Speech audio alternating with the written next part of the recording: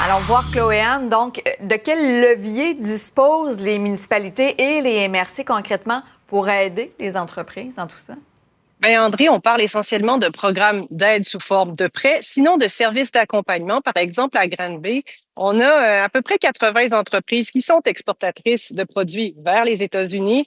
Il y en a beaucoup qui sont protégées par l'accord de l'ALENA, de ce qu'on m'expliquait, mais il y en a aussi plusieurs qui, comme Maxime l'expliquait tantôt, sont des entreprises un peu plus petites qui sont durement touchées, notamment par les tarifs imposés sur l'acier et sur l'aluminium. Donc, qu'est-ce qu'on fait à Granby? Bien, on décide de miser sur l'événementiel, des foires commerciales où on crée des opportunités de maillage avec des entreprises étrangères, pas des entreprises américaines nécessairement, mais plutôt des entreprises européennes, par exemple.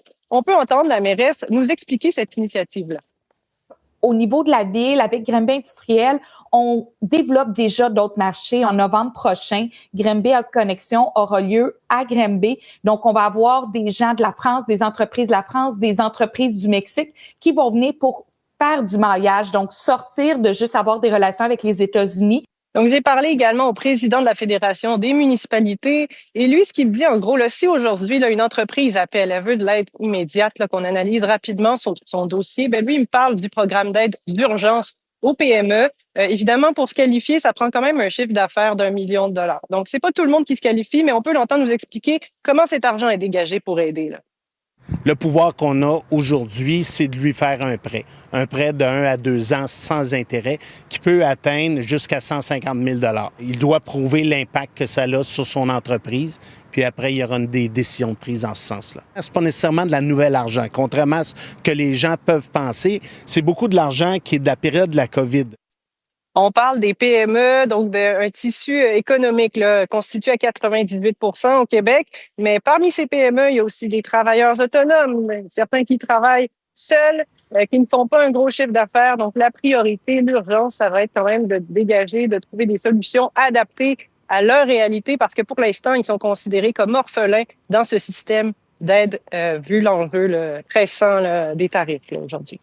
Les nouveaux tarifs de douane américains touchent plusieurs entreprises en Estrie. Il y a un grand nombre de PME à Sherbrooke quand même qui peuvent être touchées directement ou indirectement. On pense à des manufacturiers, évidemment, ou des sous-traitants. À Granby, on a pas loin de 80 entreprises qui exportent aux États-Unis. C'est vraiment les tarifs au niveau de l'aluminium, de l'acier qui viennent nous toucher. Les municipalités tentent d'aider les PME à créer de nouveaux partenariats internationaux pour être moins tributaires de ceux avec les États-Unis. Au niveau de la diversification, entre autres, on essaie de voir quels sont les marchés, aller chercher des investisseurs qui vont créer des emplois dans des secteurs complémentaires. On pense entre autres au secteur quantique, au secteur numérique. Une PME durement touchée par les tarifs douaniers peut aussi se tourner vers le programme d'aide d'urgence financé à même des sommes mises en réserve depuis la pandémie. Souvent, ça peut aider à payer les salaires à court terme, le temps de se réorganiser, le temps d'avoir des discussions avec des clients, avec des fournisseurs.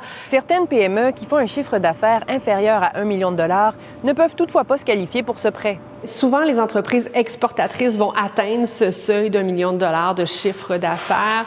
Moins que ça peut être des entreprises plus de services ou des entreprises qui ont leur clientèle plus locale.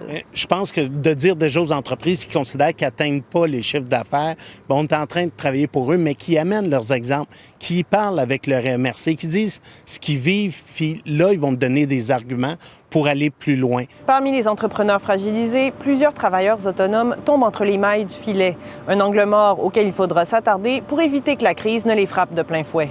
Chloé-Anne Touma, TVA Nouvelles, Sherbrooke. Oui, très intéressant comme point. Merci beaucoup, Chloé-Anne.